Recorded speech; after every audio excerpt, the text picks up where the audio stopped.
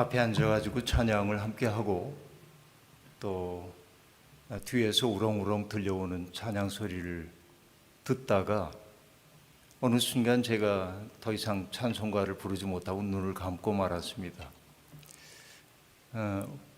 왜 그랬냐면 이곳이 고향이구나 하는 생각이 들었기 때문인데요. 교회라고 하는 것이 누군가에게 고향이 되어줄 수 있다고 하는 사실을 가슴 벅차게 경험하는 시간들입니다.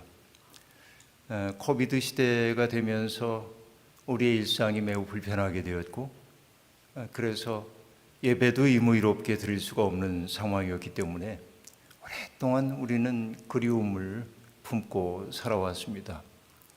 그리고 한국에서도 부활절 때부터 비로소 교인들이 비교적 자유롭게 모여 예배를 드릴 수 있게 되었는데, 부활절 끝나자마자 제가 미국으로 와서 버지니아와 뉴저지에서 말씀을 전하고 이곳까지 오게 됐습니다.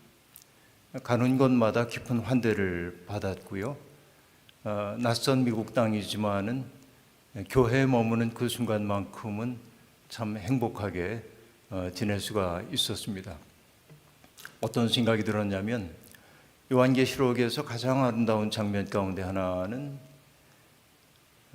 하늘의 그 영광의 보좌의 장면입니다. 보좌에 앉으신 분이 계시고 네 생물이 주님을 찬양하고 24 장로가 또한 하나님과 그 옆에 있는 어린 양 예수 그리스도를 찬미하는 노래를 부르고 천군 천사들이 노래를 화답하여 부르고, 그리고 온 세상에 있는 모든 피조물들이 하나님을 찬양하는 정말 아름다운 비전을 저는 머릿속에 늘 그림으로 그리고 있는데요. 여러분들의 찬양의 소리를 들으면서 바로 그런 비전이 곳곳에서 이루어지고 있음을 느낄 수 있었기 때문에 그렇습니다. 세상에 수없이 많은 교회들이 있지만은 그 교회들이 함께 합심하여 이런 뭔가 누군가의 고향을 만들고 있다고 하는 것, 이게 얼마나 아름다운가 하는 생각이 가슴 뭉클하게 다가왔습니다. 이곳에 오니까는 연세가 지극하신 어르신들이 계신데요. 저는 그 어르신들을 볼 때마다 이전에 알 수 없었던 그런 그 끌림을 느끼게 됩니다. 젊은 날에는 몰랐던 감성인데요. 레위기에 보면은 그 흰 머리 앞에서 일어나라고 하는 대목이 있는데, 그 말이 젊은 날에는 그렇게 크게 다가오지 않았지만은 이제 와서는 아주 깊이 있게 제게 다가옵니다. 그 까닭은 다른 데 있지 않습니다. 삶이 어떠한지를 저도 조금은 짐작할 수 있게 되었기 때문에 그렇습니다. 시편 시인이 얘기하고 있는 것처럼 인간이 7, 80년 사는 게 인생인데, 지금은 더 늘어났지만 그 시편에 의하면은, 그런데 그 인생 살아온 날의 그 자랑이라야 수고와 슬픔뿐이라고 시인은 노래했습니다. 오래 산다고 하는 것은 행복한 일이기도 하지만은 그만큼 많은 고통을 감내하며 왔다는 이야기이고, 기가 막힌 순간들을 많이 경험했음을 나타내기도 하죠. 그래서 흰 머리, 또 주름진 얼굴, 그 주름 사이에 깃들어 있는 삶의 기억들, 아픔의 기억들이 얼마나 많을까, 그 생각들을 해보면 세상이 그 사람들을 얼마나 존경하든 사회적으로 많은 것을 성취했든 성취하지 못했든 그 세월 그 자체가 기가 막힌 세월이라는 생각이 들어서 연세 드신 분들을 보면은 가슴이 뭉클한 마음이 제게는 들곤 합니다. 성경에 나오는 야곱이 가나안 땅에서 기근 때문에 어려움을 겪다가 아들이 살아있다는 얘기를 듣고 가족들을 이끌고 애굽으로 내려갔을 때 바로와 만날 기회가 있었죠. 그때 바로가 야곱에게 묻습니다. 너 인상은 연세가 얼마나 되십니까? 하고 묻자, 내 나그네 길의 세월이 내 조상들에 비할 바가 못 되지만은 그러나 험한 세월을 보내었나이다 이렇게 말한단 말이에요. 그러니까 정말 연세 드신 분들은 험한 세월들을 보내셨죠.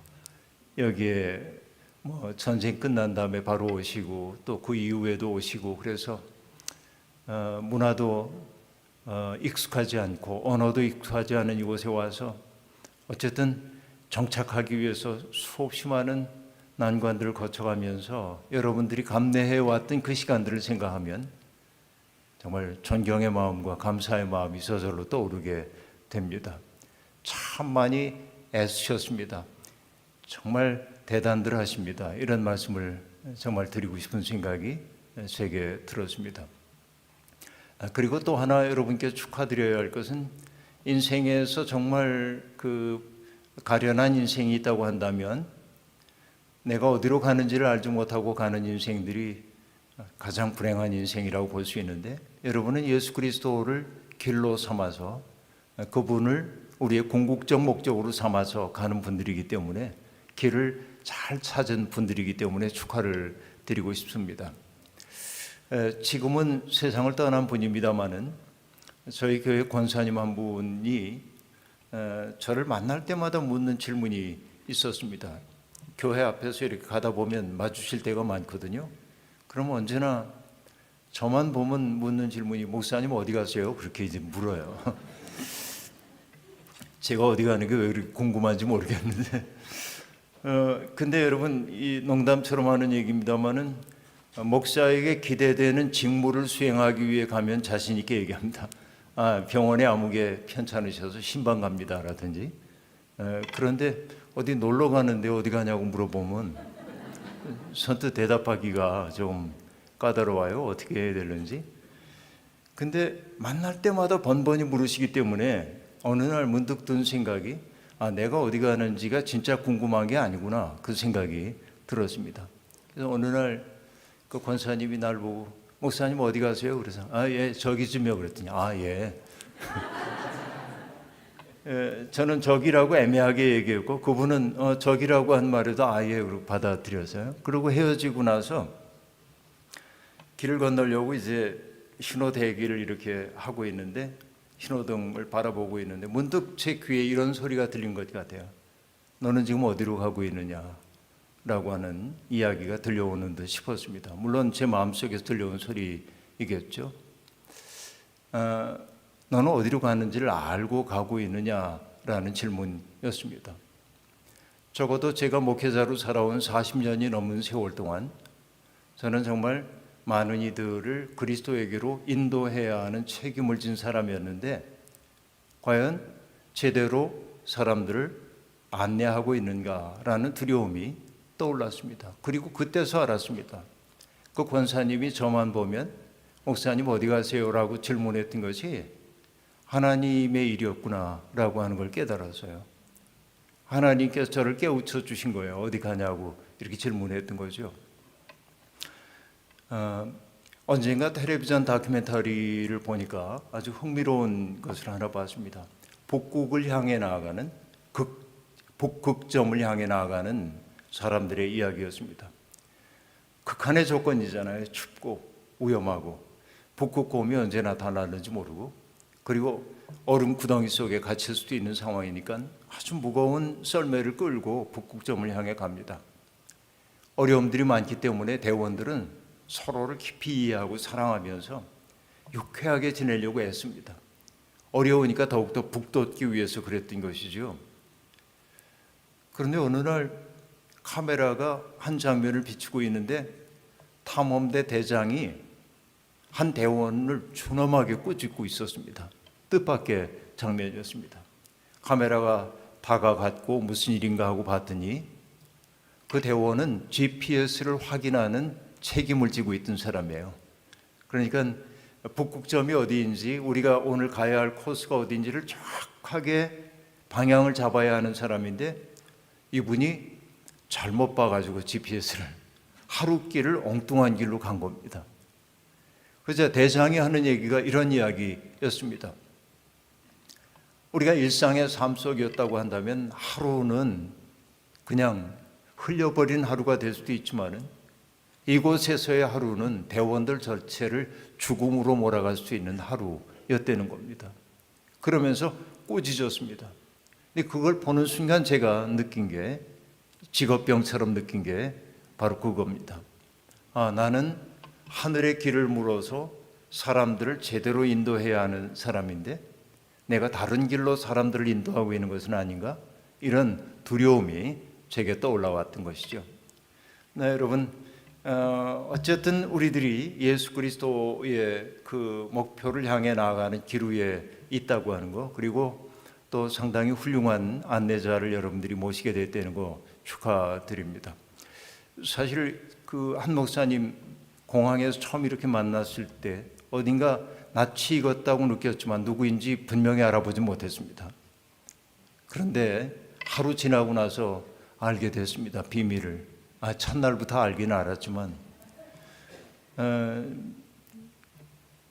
댁에서 식사를 준비해 줬는데 사모님을 보니까 낯이 너무 익어요. 나중에 알았습니다. 우리 교인이었던 것을. 한 목사님이 연애 시절에 연애를 들키지 않기 위해 자기 사귀고 있던 사람을 우리 교회에 숨겨두었던 거고, 본인도 수요일 날 대학원 시절에 수요 집회 때마다 와서 말씀을 듣곤 했던 분입니다. 그때 이상하게 여겼습니다. 신학생인데 어떻게 이렇게 수요일마다 와서 앉아서 말씀을 듣나 하는 생각을 했는데, 그때 그 모습이 또렷하게 제게 기억이 떠오르게 되었습니다. 제가 알고 있는 한 목사님은 여러분들을 아주 좋은 길잡이가 되어서 그리스도께로 인도하실 분이라고 확신이 들기 때문에 여러분 믿고 맡기셔도 괜찮지 않겠나 하는 생각을 해봅니다. 여러분 우리가 참 어려운 시대에 살고 있는 게 사실입니다. 아까 장로님 기도하실 때도 우크라이나에서 벌어지고 있는 전쟁에 대한 안타까움도 얘기하셨고, 지금 우리의 조국 땅에 있는 그 심각한 갈등에 대한 염려도 해주시고 그랬는데요. 이런 문제도 문제지만은 오늘의 이 코로나라고 하는 상황이 인류에게 주고 있는 경고가 참으로 심각합니다. 감염병 학자들은 이 팬데믹에서 지금은 벗어나게 되겠지만은 수년 내에 이것 못지않은 질병들이 연이어 오게 될 거라고 내다보고 있고, 그것은 이게 바이러스의 문제만이 아니라 전반적으로 보자고 한다면 기후의 생태적 조건이 너무나 달라졌기 때문이라고 이야기하고 있습니다.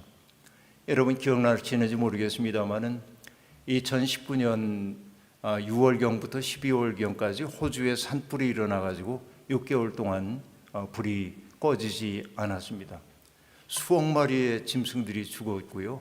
사람들이 그렇게 사랑하는 코알라 같은 짐승들이 불에 끄슬려져 죽고 또 막 된 상처를 가지고 사람들을 찾아오고, 이런 모습 보고 우리가 안타까워했는데 호주의 산불만이 아니죠. 이제 보면은 그 홍수의 피해도 점점 커지고 있고요. 얼마 전에 여기 오기 전에 봤습니다마는 밴쿠버에서 몇백 년 만에 최대의 홍수가 벌어졌다고 하고, 이 전부 이게 뭐냐면은 우주로부터 에너지가 지구로 이렇게 들어오게 되면은 사용된 에너지가 바깥으로 나갈 수 있어야 하는데, 그런데 이제 우리가 사용했던 화석 연료가 만들어놓은 온실 효과 때문에 에너지가 밖으로 나가지 못하고 응축되어 있는 거죠. 이 지구 속에 응축된 에너지가 이렇게 모여 있다가 어떤 지역에서 탁 터지면은 이게 극한의 홍수가 되기도 하고 추위가 되기도 하고 더위가 되기도 하고 지구가 앓고 있단 말이죠. 그래서 기후 위기라고 하는 문제가 대단히 심각한 문제로 다가오기 시작했습니다. 옛날에는 기후 위기를 얘기할 때 기후 변화라고 하는 말을 썼는데요. 그런데 변화라고 하는 말 대신 매스컴에서 쓰기 시작한 말이 뭐냐면 기후 위기라는 말을 썼는데, 요즘은 더 나아가서 뭐라고까지 얘기하냐면 기후 재앙, 그리고 급기야는 기후 붕괴, 이런 말로까지 사용하고 있습니다. 인간이 살아갈 수 있는 삶의 환경이 점점 촉박해져 가고 있다는 사실을 여실히 보여주고 있는 것이죠.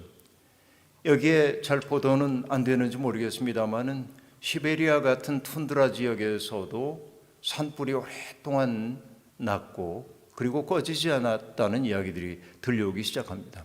이 전체 지구가 지금 앓고 있다는 말이죠. 이 우리가 지금 경험하고 있는 코비드도 이렇게 설명하는 분이 있습니다. 제레미 립킨이라고 하는 학자가 하는 얘기인데요. 1900년 당시에 인간이 지구상에서 사용하고 있는 땅이 14%였답니다. 그런데 꼭 100년이 지난 2000년 현재, 지금 20년 더 지났습니다만 인간이 지구의 땅의 77%를 사용한답니다. 그러니까 지난 100년 동안에 벌어졌던 일이 무엇인지를 여실히 보여주는 장면입니다. 그러니까 이 20세기라고 하는 것은 어마어마한 경제적인 성장을 해온 시기입니다만 지난 100년 동안 인간이 이 지구에 가한 부담이 너무나 컸던 시대이고 동물의 세계와 인간의 세계 사이에 범퍼구시를 하고 있던 그 자연들이 훼손됨으로써 동물 세계에 있었던 감염병들이 인간에게로 넘어오는 추세이고 이것은 더 강화될 거라고 얘기를 하고 있습니다. 그러니까 굉장히 우리는 불안한 시대에 살고 있는 게 사실입니다. 정말 큰일입니다. 어떻게 할지 모릅니다. 그런데 사람들은 믿는 사람들조차 뭐라고 생각하냐면 인류가 그동안 그래왔던 것처럼 인간은 온갖 난관들을 극복하면서 지금까지 왔기 때문에 결국은 이 문제를 해결할 거야 라고 낙관적으로 생각하는 경향이 아주 많이 있습니다.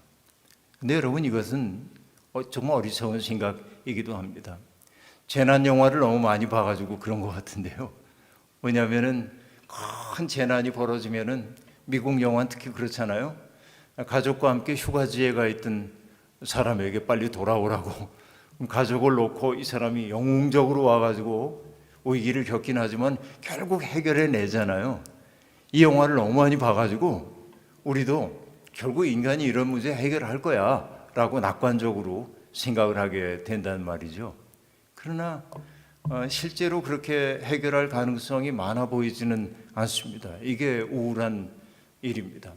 그래서 우리는 나름대로 열심히 산다고 살았는데 지금 우리가 어떤 상황이냐면 후손들에게 우리보다 못한 미래의 가능성을 물려주고 가는 세대가 될 거란 얘기죠. 이게 우리의 적나라한 현실입니다. 그런데도 불구하고 사람들은 여전히 욕망의 벌판에서 헤어나지 못하고 있는 게 사실입니다. 여러분 어떤 사람이 썼던 글을 제가 잊을 수 없는 글이 하나 있는데요. 거기에 이런 이미지를 보여주고 있습니다.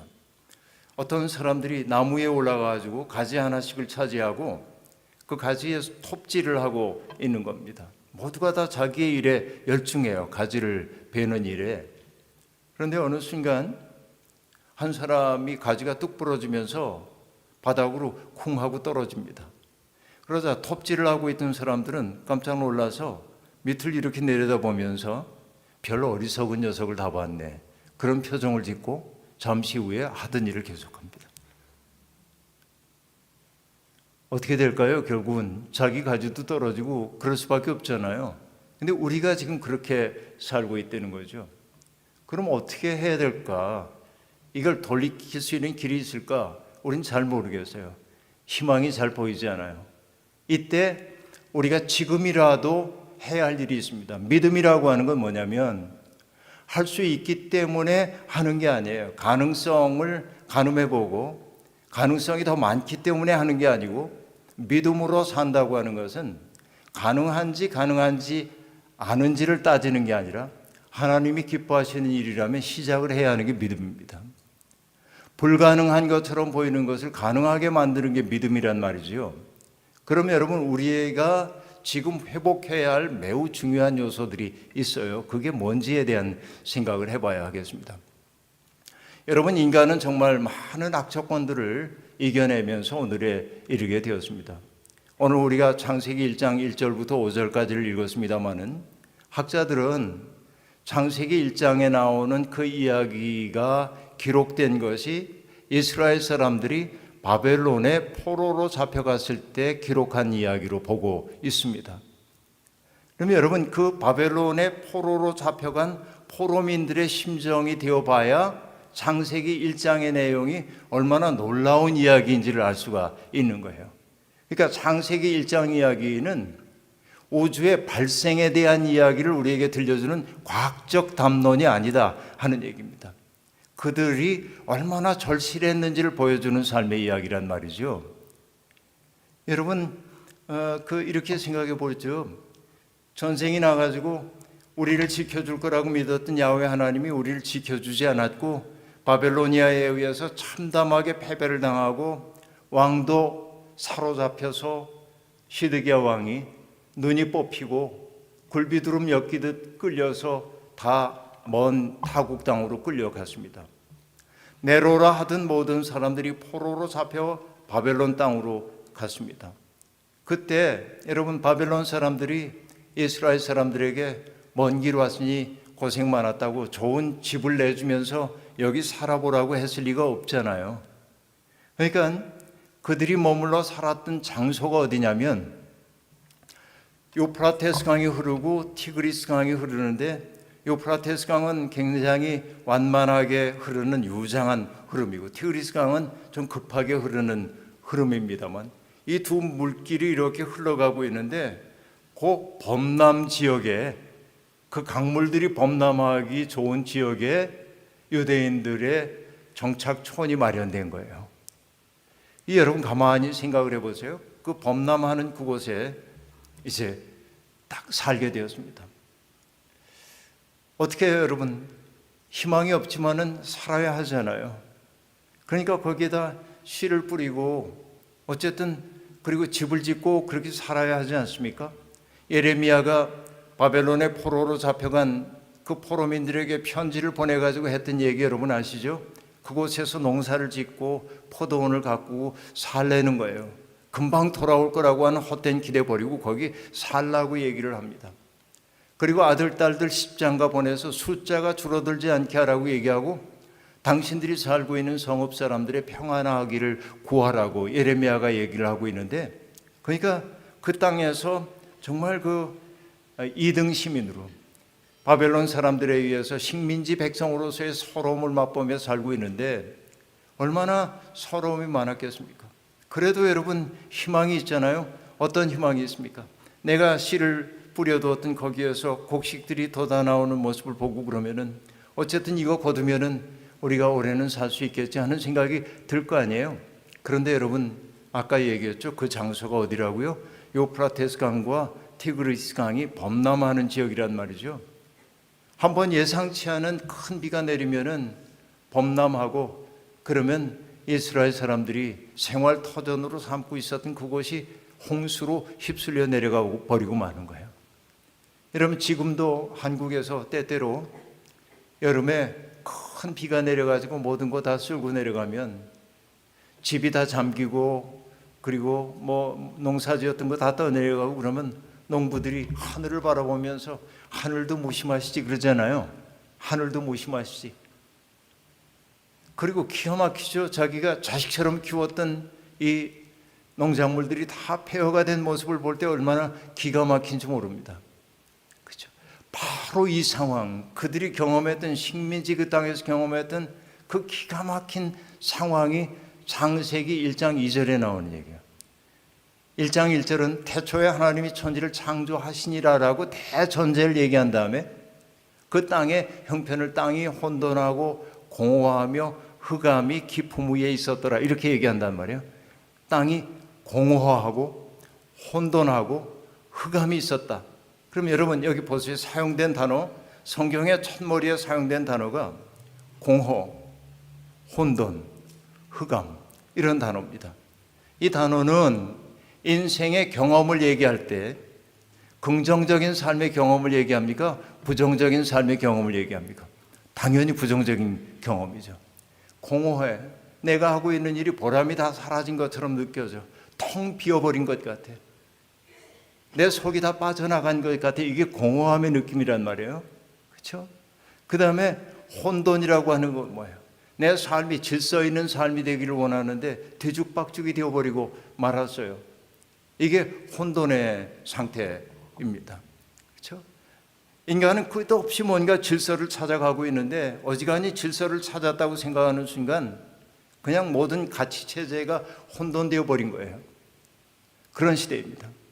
그러니까 이런 혼돈이라고 하는 게 뭐냐면 지금은 문명사회이니까 조금 덜하긴 합니다만은 소포클레스의 뭐 이런 얘기해도 될 거죠. 여러분들 정말 대단한 분들이니까. 네.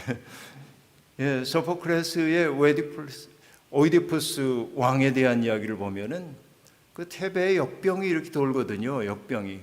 근데 역병이 돌자 역병의 원인이 누구인가에 대한 그런 의문들이 생겨나기 시작하고 그 역병이라고 하는 건 모든 차이를 무화시켜 버려요.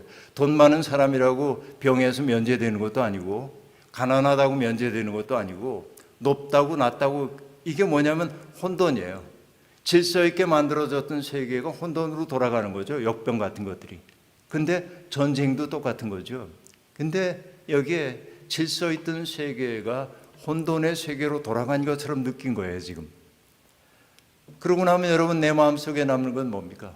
빛이 없잖아요. 캄캄한 어둠뿐이잖아요. 내 속에 빛이 하나도 없는 상태가 되어버리고 말아요.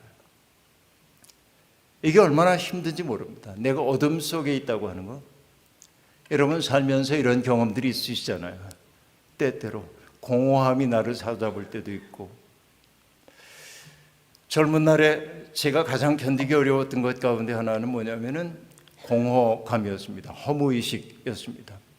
20대 내내 저는 70년대 대학을 다녔습니다마는 20대 내내 공허의 문제와 싸웠습니다.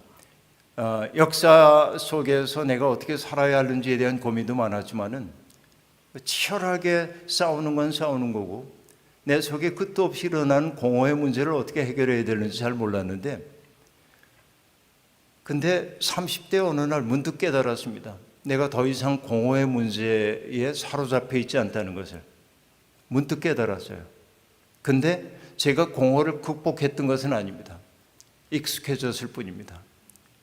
근데 이 허무의식이라고 하는 게 저한테 주는 유익도 있었어요.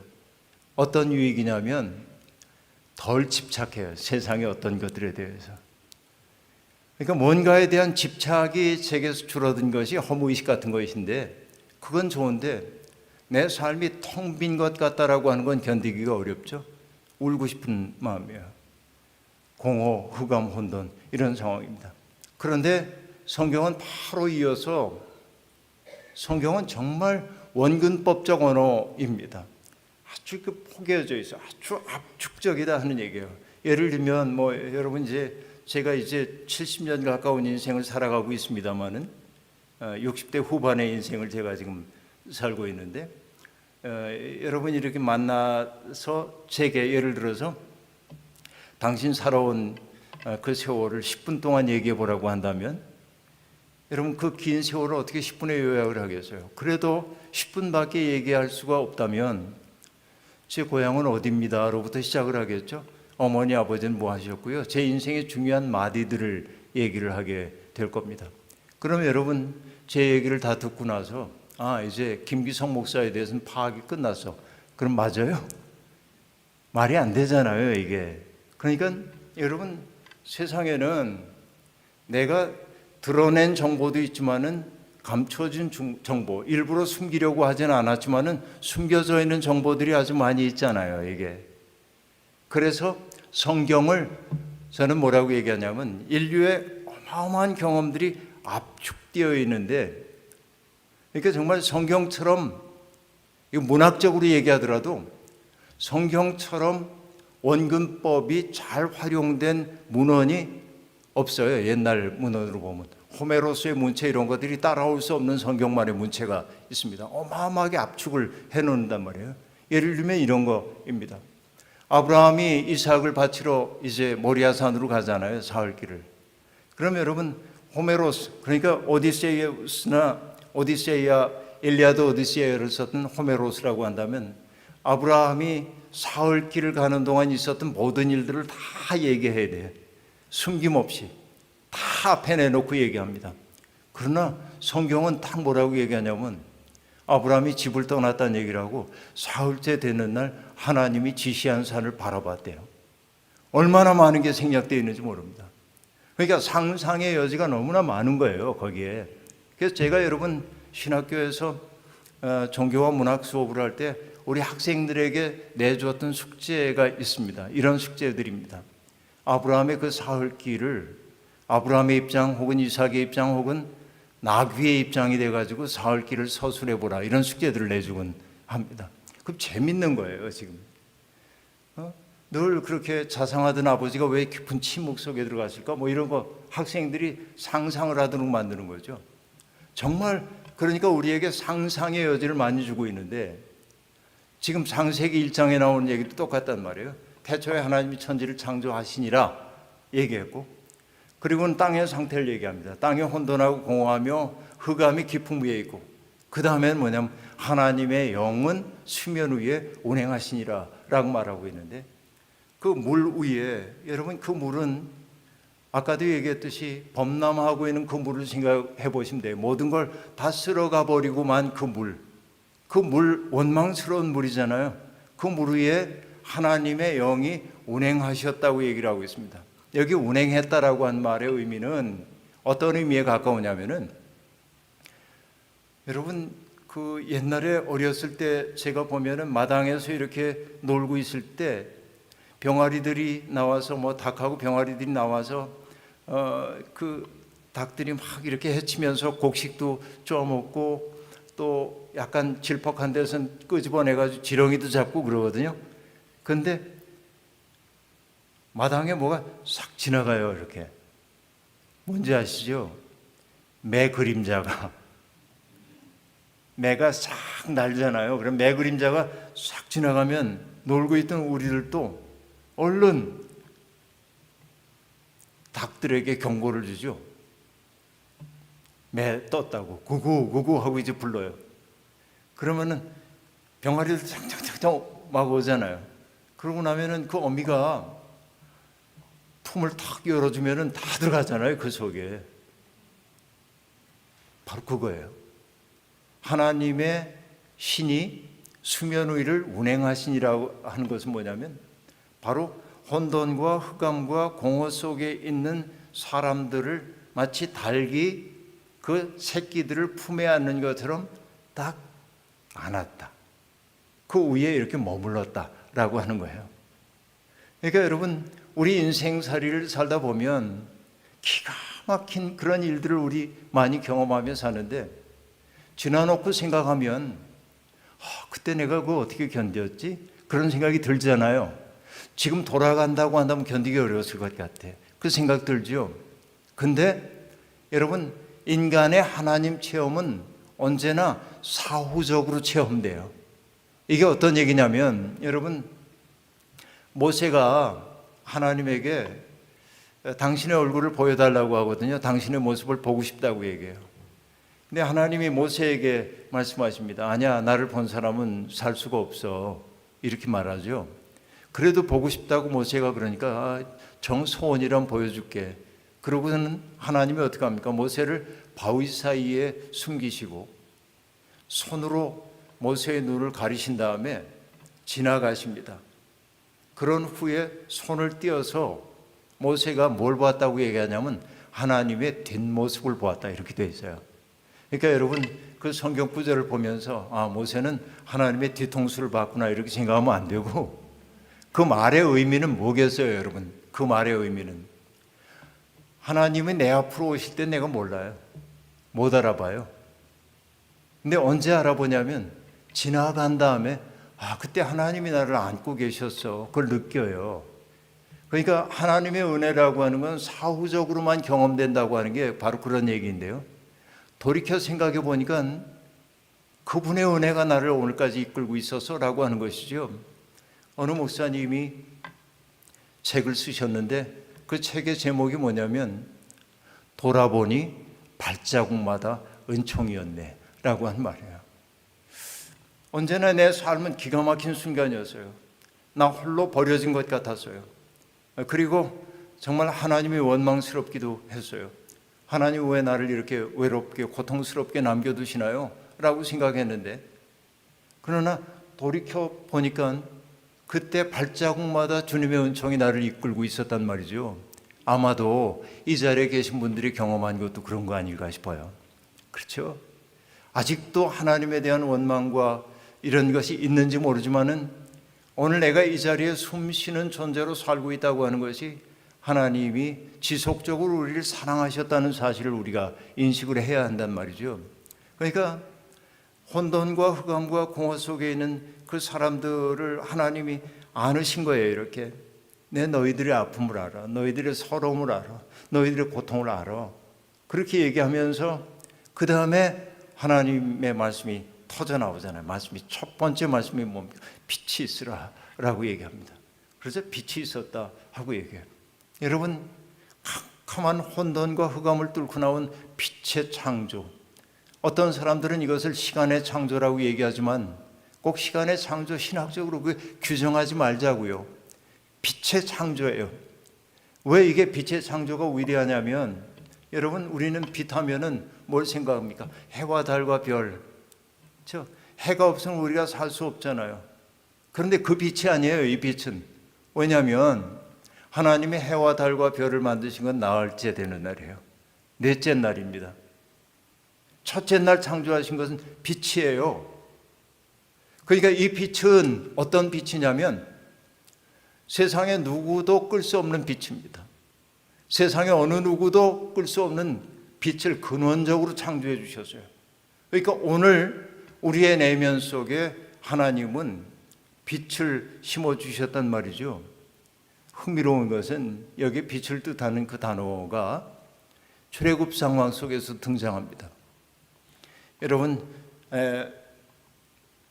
하나님께서 내 백성을 해방하라고 모세를 보내서 얘기를 하지만은 바로가 고집을 부리니까 재앙이 내리기 시작하잖아요. 그 첫 번째 재앙이 뭐였는지 기억나세요? 물이 피로 변하는 거잖아요. 그 말 속에는 상징이 담겨 있는 겁니다. 애굽의 문명이라고 하는 것은 사실은 이 노예 노동의 피와 땀으로 이루어진 것임을 보여주는 거예요. 물이 피로 바뀌었다고 하는 건 그걸 지적하는 거예요. 놀라운 일들입니다. 그리고 뭐 개구리 떼도 튀어나오고 뭐 파리도 나오고 그러는데 그게 의미하는 바는 뭐냐면은 세상에 쥐 죽은 듯이 있는 거, 없던 게 생긴 거 아니거든요. 그 땅에 있던 것들이 제자리에 다 있었던 것인데 그 불러내니까 사람들의 삶의 현장에 나타나니까 사람들의 삶이 흔들린 거잖아요. 이게 놀라운 거예요. 그러니까 이런 재앙들이 계속되고 있는데 9번째 재앙이 뭐였든지 여러분 기억나시죠? 그 땅에 어둠이 내렸다 이렇게 되어 있습니다.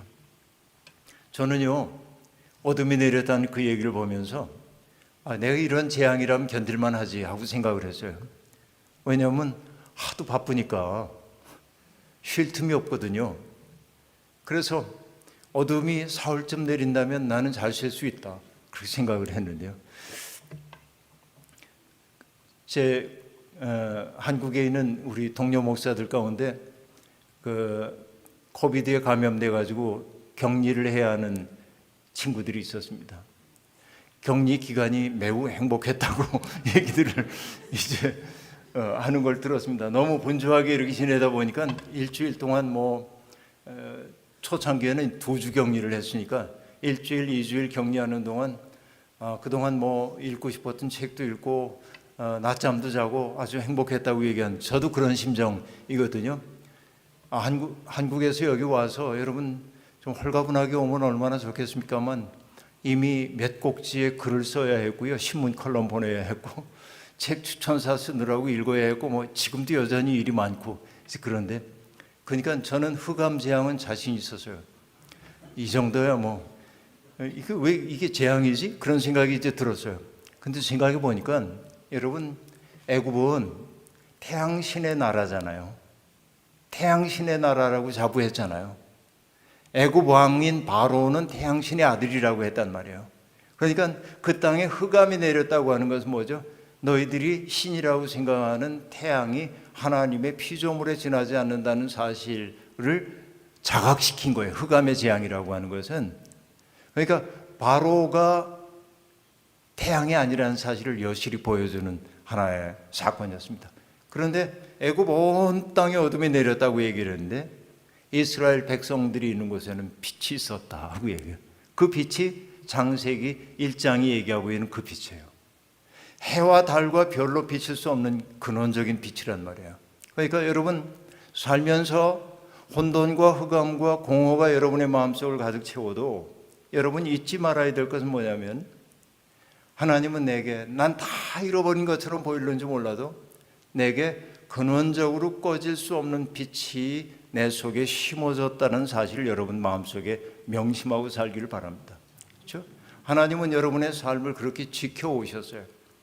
여러분 성령께서 하시는 일이 어떤 일이냐면 성령은 이런 방식으로 일을 하시거든요. 목사님을 통해 선포되는 말씀이 여러분 속에 들어가요. 그런데 여기에서 제가 여러분들께 지난주 목사님이 설교하신 내용이 뭡니까? 요약해 보십시오. 그러면은 여기 설명할 수 있는 사람 별로 없어요. 맞죠? 본문이 뭔지도 잘 기억 안 날 거요? 한번 해볼까요? 네. 근데 여러분 어쩔 수 없어요. 그거는 저도 지난주에 내가 무슨 설교했지 기억 안 날 때가 있어요. 어쩔 수 없어요.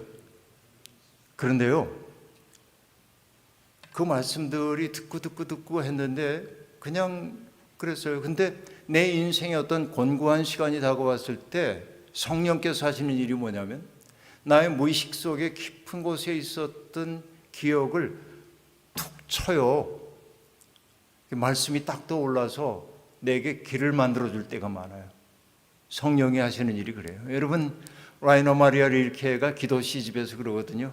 시간이 지나가며 툭 치자 나는 조형의 칼날을 들어 시작했다고 얘기하는데 이게 시인들은 대단한 사람들인데 시간이 지나가다 툭 쳤대요. 어떻게 그런 표현을 하죠? 그래서 조형의 칼날을 들어가지고 뭔가를 이제 만든다고 그렇게 얘기를 하고 있는데 성령이 하시는 일은 뭐냐면 내가 성경 말씀을 읽고 기억은 나지 않지만 성경 말씀을 읽었는데 말씀을 들었는데 어느 날 내 인생의 곤고한 시간에 다 잊혀졌던 그 말씀을 톡 쳐서 떠오르게 만드는 거예요. 그것으로 하여금 나로 하여금 살게 만들어준단 말이죠. 이게 성령께서 하시는 일인데요. 그러니까 내 속에 흑암만이 가득 차인 것처럼 보이는지 몰라도 잊지 마십시오. 하나님은 여러분 속에 빛을 창조해 놓으셨다는 거예요. 그건 희망이에요. 나는 무너지지 않는다고 하는 가능성이에요. 이걸 이제 붙들고 살아야 합니다. 그런데 여러분 하나님은 그렇게 인간을 만드시고 세상을 다 만드셨는데 인간에게 기대하는 바가 있을 거 아니에요? 인간에게 기대하는 바가 있습니다. 성경 말씀 창세기에 보면은 하나님이 창조하신 세계를 바라보면서 하나님이 기뻐하시잖아요. 하나님 보시기에 좋았더라. 하나님 보시기에 좋았더라. 이 창조는 무질서에서 질서를 만드는 케이오스에서 코스모스를 만드는 거이잖아요. 코스모스를 만들어가는 과정이에요. 분리해내는 과정입니다. 그 과정이 이루어졌을 때마다 하나님은 기뻐하셨어요. 당신의 뜻대로 이루어진 세상을 바라보면서. 그런데 여러분 하나님이 보시기에 좋지 않았던 게 하나 있었죠. 그게 뭐였죠? 사람이 홀로 있는 것이 하나님 보시기에 좋지 않았다고 얘기를 했습니다.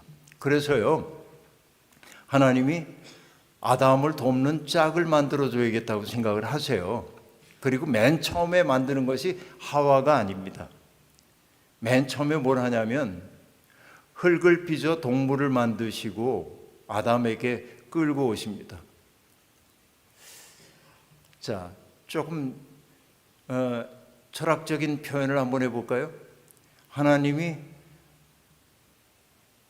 흙으로 만들어진 인간이 아담이 흙으로 만들어졌잖아요. 아담이라고 하는 말은 아다마라고 하는 말에서 나온단 말이에요. 아다마는 히브리어로 흙을 뜻해요. 그러니까 아담이라고 하는 존재는 흙에서 나온 모든 존재를 일컫는 말로 보시면 되겠습니다. 그러니까 이 진료 그 자체가 유한하기 때문에 아담은 뭔가 존재론적 쓸쓸함을 느끼고 있었어요. 하나님은 그 쓸쓸함을 달래주기 위해 돕는 짝을 만들어줘야겠다고 작정하고 맨 처음에 했던 것이 뭐냐면 동물들을 만들어가지고 아담 앞에 데리고 옵니다. 하나님이 왜 동물들을 만들어서 아담 앞에 데려오셨죠?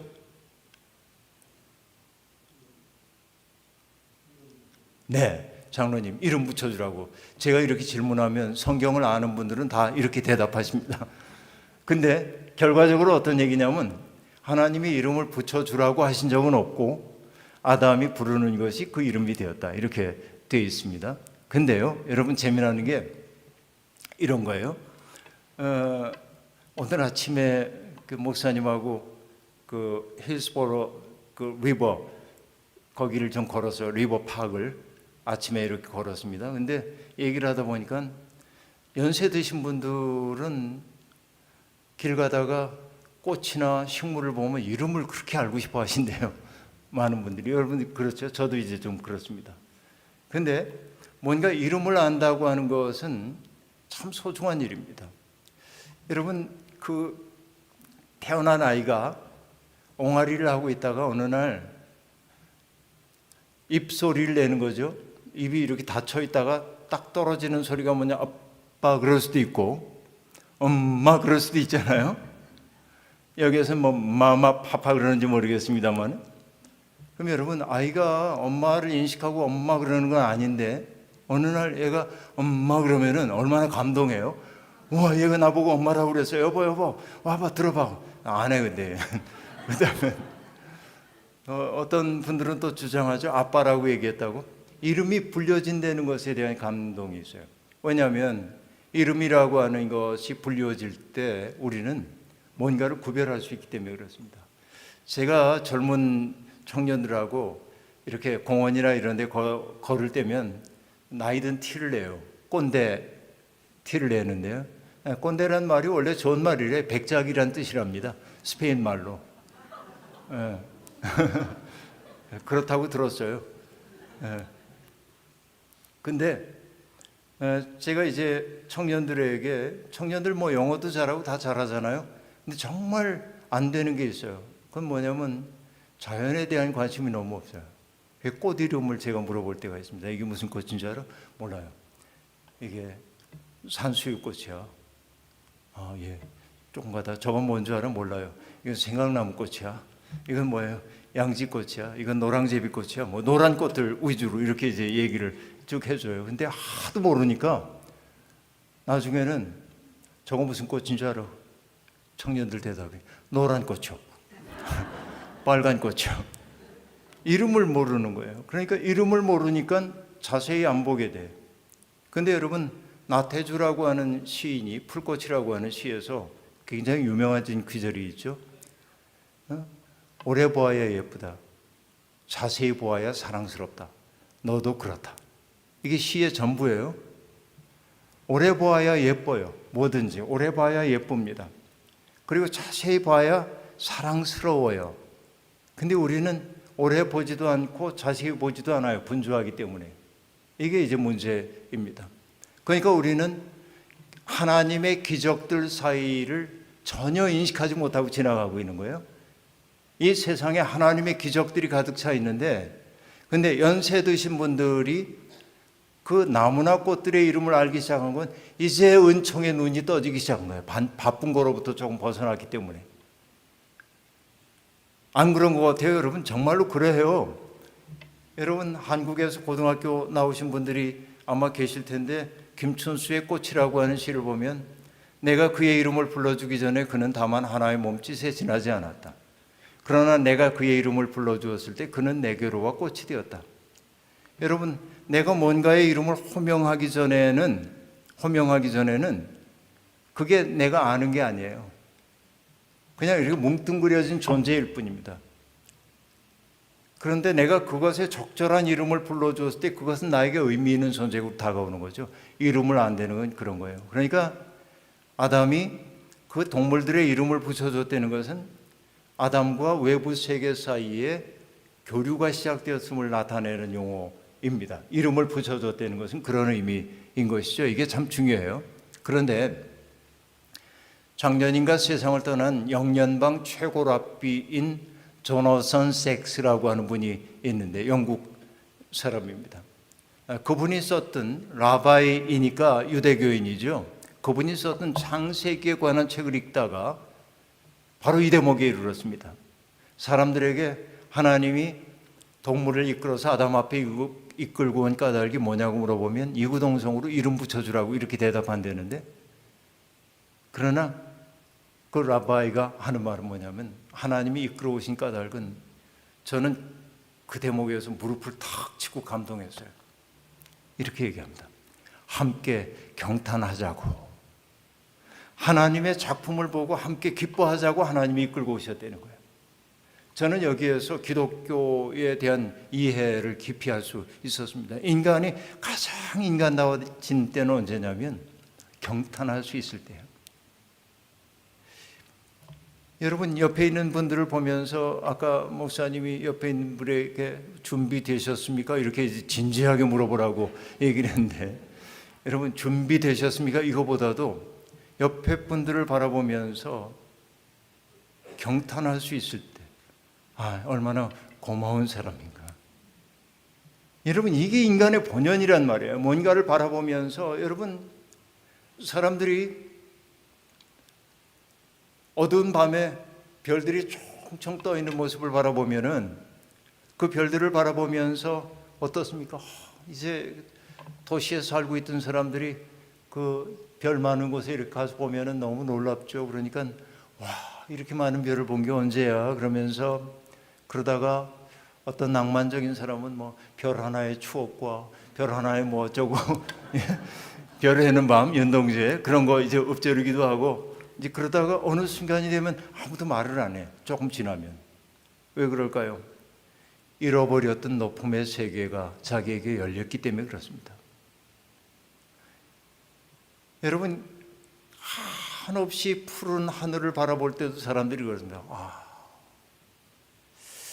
여러분, 사람은요, 그 연암 박지원의 열하일기라고 하는 책에 보면은 박지원이 자기의 사촌형을 따라가지고서는 열하라고 하는 곳에 있는 그 청나라 황제를 만나러 가는 대목이 이렇게 나오는데, 쭉 가다가 요동벌에 이렇게 들어가서 거기를 많이 다녔던 구종배 말 이 고삐를 잡고 있는 종이 갑자기 달려나가더니 이제 절하듯 그러는 거예요. 이렇게 보니까는 산 모퉁이를 돌아서는 순간 없는 정말 그 지평선이 보이는 거예요. 한반도에서는 지평선을 볼 수가 없잖아요, 거의. 그러니까 연암이 그곳을 딱 맞추셨을 때 얼마나 놀라운 광경이에요. 제가 플로리다 와서 놀란 게 그거잖아요. 산이 없어요, 도대체. 아니, 무슨 놈의 산도 없는 동네가 다 있나 싶은 생각이 드는데, 정말 그 어제 오늘 이렇게 차 타고 여러 군데 이렇게 가봤지만은 산이 없더군요. 근데 우리는 어디에나 산이 있잖아요. 여하튼 연암이 그 자리를 딱 보는 순간 뭐라고 얘기를 하냐면은 참으로 울만한 자리로다 그래요. 그래서 그 장을, 그게 나오는 그 장을 뭐라고 하냐, 호곡장이라고 얘기하는데, 호곡할 수 있는 장이에요. 전 그 마음이 뭔지를 알 것 같아요. 이 답답함 속에 갇혀 있었는데 갑자기 툭 튀어지는 그 장소에 갔을 때 울고 싶어지는 거죠. 이런 마음입니다. 우리가 잃어버리고 있던 것들인데, 그러니까 인간이 가장 인간다워질 때가 언제냐면은 경탄할 수 있을 때예요. 경탄할 수 있을 때. 정말 그래서 여러분, 아까 뭐 나태주 시인 얘기도 했습니다마는 그 오래 봐야 예쁘고 자세히 보아야 사랑스럽다라고 얘기하면서 시인답게 너도 그렇다라고 얘기하세요. 우리가 어떤 존재들을 바라보면서 경탄할 줄을 모르는 거죠. 이게 인간의 모습입니다. 그러나 여러분, 아담은 그냥 그 꽃들을 바라보고 동물들을 바라보면서도 경탄하기보다는 여전히 쓸쓸한 표정을 짓고 있었던 거죠. 그러자 하나님이 얘가 만족을 못하는구나 생각을 하고 다른 짝을 만들어줘야겠다 해서 한 일이 뭐죠? 아담을 깊이 잠들게 하신 다음에 갈비뼈 하나를 뽑아가지고 하와를 만드셨단 말이에요. 그런데 여러분, 궁금하지 않아요? 왜 하나님은 흙을 빚어서 하와를 만들 수도 있는데 동일한 진료로부터 그 복잡한 외과 수술을 감행을 하셨을까? 마취도 하시고 깊이 잠들게 하고 적출해내고 또 이거 해내는 일이 얼마나 어려워요. 그래서 어느 여성 신학자가 농담처럼 하는 얘기가 남성과 여성은 진료가 다르대. 남자는 흙으로 지어져서 충격이 강하면 금방 깨지는데 여성들은 뼈로 만들어져서 본 차이나처럼 안 깨지고 단단하대요. 그것도 맞는 얘기처럼 들려지기도 하는데요. 여하튼 이 얘기를 두고 어떤 못난 남자들은 이렇게 얘기합니다. 창세기에도 나오는 것처럼 여성은 남성에게 종속된 존재야. 왜냐하면 남자로부터 비롯되었기 때문에, 이렇게 말하는 사람들이 있어요. 그러나 여러분, 말도 안 되는 소리입니다. 그거는 수메르어와 아카드어에서 갈비뼈라고 하는 것은 절친한 친구, 생명을 나누는 사이라는 뜻이에요. 그러니까 갈비뼈를 뽑아서 만들었다고 하는 그 얘기 속에는 뭐냐면 둘이 서로에게 공속된 존재라고 하는 말을 의미해요. 서로에게 속해 있어요. 그 말은 달리 얘기하면 뭐예요? 너 없이는 나도 없다. 너 없이는 나도 없다예요. 이게 하나님의 인간 창조에 대한 이야기의 핵심이란 말이죠. 이게. 그래서 여러분, 아담이 잠에서 깨어났어요. 그러자 자기 앞에 낯설기도 하고 낯익기도 한 존재가 있는 것을 보고 여러분, 갑자기 아담이 시인이 됩니다. 이전에는 동물들을 바라볼 때는 무뚝뚝하게 얘기했거든요. 꽁, 닭, 오리, 돼지 이름만 얘기했어요. 근데 갑자기 여성이 나타난 걸 보고 문장가가 됩니다. 그렇죠? 그래서 세번역으로 얘기하면 이래요. 이제야 나타났구나 이 사람. 아니 언제 봤다고? 이제야 나타났구나 이 사람. 뼈도 나의 뼈, 살도 나의 살. 남자에게서 나왔으니 여자라 하리라. 이렇게 얘기한단 말이에요. 그렇죠? 뼈도 나의 뼈, 살도 나의 살. 이건 뭐냐면 소유권 주장이 아니에요. 그 말은. 그건 뭐죠? 너 없이는 나도 없다라고 하는 말을 의미해요. 그래서 옛날에 여러분 드라마에 보면, 전 드라마를 안 보니까 잘 모르는데 유명한 것이 있었대요. 유명한 대사이던데 여러분도 알는지 모릅니다. 사극이었다고 하는 것 같은데, 아프냐? 나도 아프다. 그런 거 아세요? 아프냐? 나도 아프다. 그러니까 누군가를 사랑하게 될 때는 그의 아픔이 내 아픔이 되잖아요. 이게 왜냐하면 함께 공속된 존재이기 때문에 그렇습니다. 드라마 얘기를 더 하자면 똑같은 얘기가 달리 표현됐어요. 이 속에 너 있다 그랬대요. 근데 그게 그 얘기예요. 바로 창세기의 세속적 버전입니다. 그러니까 인간은 너 없이는 존재할 수 없어요. 그러니까 우리는 고마워해야 돼요. 내 옆에 누군가가 있다고 하는 것을. 이게 성경이 얘기하고 있는 근본적인 인간에 대한 이해예요. 그러나 죄성이라고 하는 것이 결국은 인간을 정말 어둡게 만들고, 그래서 서로를 지옥처럼 여기게 만들었잖아요. 사르트르 같은 사람은 타인은 나에게 있어서 지옥이다 이렇게 말하기도 했단 말이에요. 그러니까 누군가를 늘 의식하고 산다고 하는 건 고통스러운 과제이기도 했습니다. 죄가 만든 일들입니다. 죄라고 하는 것은 어떤 것이 죄냐면, 내가 이렇게 서로 교류하며 사는 것이 하나님의 창조의 본성에 맞는데, 죄라고 하는 것은 어떤 분이 이렇게 표현했어요. 자기 속으로 구부러진 마음이다. 죄라고 하는 말을 설명하는 일에 이게 굉장히 적절한 말입니다. 자기 속으로 구부러진 마음이에요. 자기만 알아요. 쉽게 얘기하면 자기 중심성이에요. 나 좋을 대로 하고 싶어요. 이게 죄예요. 그러니까 여러분, 나 좋을 대로 하고 싶은 나와 너 좋을 대로 하고 싶은 너가 만났을 때 갈등이 생길 수밖에 없지 않겠어요? 그러죠. 죄는 그래서 뭐냐면 사람들이 갈등하게 만들어요. 죄는 멀어지게 하는 힘이에요. 등 돌리게 만들어요. 소외시켜요, 서로를. 그런데 사랑이라고 하는 건 어떻습니까? 가까워지게 만드는 힘이에요. 사랑하는 사람들이 하는 일은 뭐죠? 사랑하는 사람들은 뭘 하는 거예요? 그에게 아낌없이 주고 싶잖아요. 여러분, 저도 연애 시절에 아내 사랑하니까, 그때는 아내가 아니지만 나도 추운데 이 사람 추워 못해요. 난 괜찮아. 왜 옷을 벗어서 입혀주죠? 거기에 사랑하니까. 그렇잖아요. 주고 싶은 마음이잖아요. 사랑의 마음은 가까워지게 만들어요. 왜냐하면 자기 속으로 구부러진 마음이 죄성이라고 한다면 사랑은 이것을 돌이켜가지고 너를 향하게 만들어요. 방향이. 사랑이 구원인 것은 거기에 있는 거입니다. 그렇죠? 그래서 저는 구원이라고 하는 건 뭐냐면 마주범이라고 생각을 해요. 하나님과 나 사이의 마주범, 사람과 사람 사이의 마주범. 하나님이 교회를 만들어 주신 까닭이 어디에 있냐면은 여러분들이 마주보는 존재가 되도록 하기 위한 것이고요. 적대감이 넘치는 세상에서 내가 받아들여지고 있는 것을 경험하도록 위해 만드신 것이 바로 교회라는 생각이 든단 말이죠. 금방도 얘기한 대로 죄는 밀어내는 힘이기 때문에 서로를 등 돌리게 만들어요. 멀어지게 만들어요. 그래서 여러분, 우리는 한사코 인간의 본연의 자리로 돌아가야 합니다. 본연의 자리. 그 본연의 자리라고 하는 것은 뭐냐면 서로를 경탄의 눈으로 바라보는 세상인 것이죠. 그 눈이 열리는 게 행복이에요.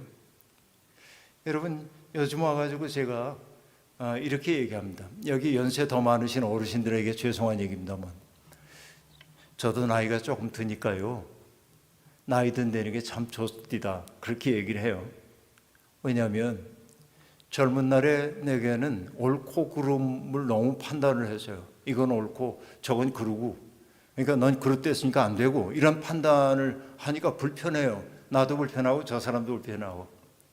나이 드니까 그냥 용납하게 됐어요. 좀 다르더라도 용납하고 너그러워졌어요. 제가 나이 듦이 가장 행복하게 여겨지는 까닭이 뭐냐면 너무 지나칠 정도로 옳고 그름의 척도를 가지고 사람들을 재지 않게 된 거예요. 사랑이라고 하는, 그러니까 아까도 얘기한 대로 이 사람들이 감내해왔을 아픔 같은 게 제 마음속에 느껴져 와요. 그러니까 누군가의 못된 모습만 바라보는 게 아니라 그가 겪었던 아픔을 먼저 이해하게 되니까 부둥켜 안을 수 있게 되는 거이죠. 이게 나이 듦이 주는 미덕 가운데 하나라는 생각이 듭니다. 여러분, 제가 늘 인용하는 시이기도 합니다만은 고상 선생님이 말씀의 실상이라는 시에서 이렇게 노래하거든요. 내 눈에 끼었던 무명의 백태가 벗겨지는 순간, 내 눈에 이제 무명의 백태가 끼어 있었는데 그게 벗겨지는 순간 만유일체가 말씀임을 깨닫습니다. 노상 무심히 보아오던 손가락이 10개인 것도 놀라웠고, 울타리 한 구석에 피어나는 개나리꽃도 부활의 시범을 보듯 사뭇 황홀합니다. 이렇게 노래한단 말이에요. 여러분, 손가락이 10개인 게 뭐 그리 놀라운 일이겠습니까? 개나리꽃 피어나는 게 뭐 그리 놀라운 일이겠습니까? 그런데 무명의 어둠이 벗겨지고 나니까 그 모든 것이 말씀임을 깨닫게 되었다는 거예요. 이 창망한 우주 가운데서 내가 없지 않고 있다는 사실이 놀랍다라고 하는 거죠. 여러분이 지금 이 자리에 있다는 사실 자체가 기적임을 잊지 마시길 바랍니다. 하나님은 아담을 흙으로 빚어 만드신 후에 그의 코에 생기를 불어넣으셨다고 얘기하고 있는데, 여러분, 그건 옛날 옛적에 있었던 일이 아니라 지금 내가 숨을 쉬고 있다는 것은 하나님이 내 속에 여전히 호흡을 불어넣고 계시기 때문에 내가 숨 쉬는 거고, 하나님이 호흡을 거둬가시면 쉬고 싶어도 의지적으로 숨을 쉴 수 없는 게 인간이죠. 그러니까 하나님이 나를 이 세상에 두신 까닭은 여전히 나를 통해 하고 싶은 일이 있기 때문입니다. 여기 연세 많으신 어르신들은 이제 뭐 내가 할 수 있는 일이 뭐가 있겠어? 교회에서 내가 할 수 있는 일 뭐 별로 없지. 젊은이들이 다 하는 거지. 아니요. 노인들만이 할 수 있는 일이 있어요. 그게 뭔지 아십니까? 이건 성경적인 얘기예요. 축복하는 일입니다. 축복하는 일처럼 큰 일이 없어요. 그래서 어르신들이 했으면 좋을 일들이 뭐냐면, 젊은 사람들 보면 젊은 사람들 정말 힘겹게 살잖아요. 살아남기 위해. 그냥 안아주고 등 도닥여주고 축복해 주세요. 기도하고 눈빛으로 내가 너를 사랑해, 내가 너를 받아들이고 있어. 이것이 여러분 얼마나 큰 일인지 모릅니다. 하나님은 바로 어르신들을 통해 그런 일들을 하고 싶어요. 그러니까 몸으로 막 이런 일 못해도 괜찮아요. 축복하는 직무를 내가 받았구나 생각하며, 여러분, 희망이 없는 어려운 세상이라고 하지만은 우리가 이런 때일수록 내가 누구인지, 내가 이 세상에 왜 존재하는지에 대한 생각을 품고 살아야 하고, 하나님은 나를 통해 하고 싶은 일이 있기 때문에 나를 만드셨다고 생각하면서 여러분들 이 험난한 세월 이겨내시길 바라고, 어떤 경우에도 하나님이 우리를 버리시지 아니하시고 혼돈과 흑암과 공허 속에 있는 사람들 찾아가셔서 안으시고, 내가 너의 아픔을 알아 그러면서 따뜻하게 안으시고, 그러나 이 속에만 갇혀 있어서는 안 돼.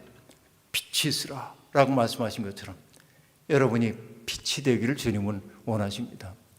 어두운 세상이지만 큰 빛을 비추지 못한다 할지라도 우리의 삶의 주변에 내가 있다는 사실 자체가 누군가에게 빛이 될 수 있다면 나는 제법 잘 사는 것이라고 얘기할 수 있겠죠.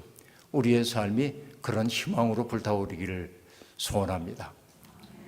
자비로우신 하나님, 오늘도 부족한 종을 세우셔서 하나님의 말씀 전하게 하시니 고맙습니다. 이곳에 있는 아름다운 교인들을 보았습니다. 그분들의 표정 속에 있는 갈망을 보았습니다. 하나님을 향한 사랑을 보았습니다. 고맙습니다, 하나님.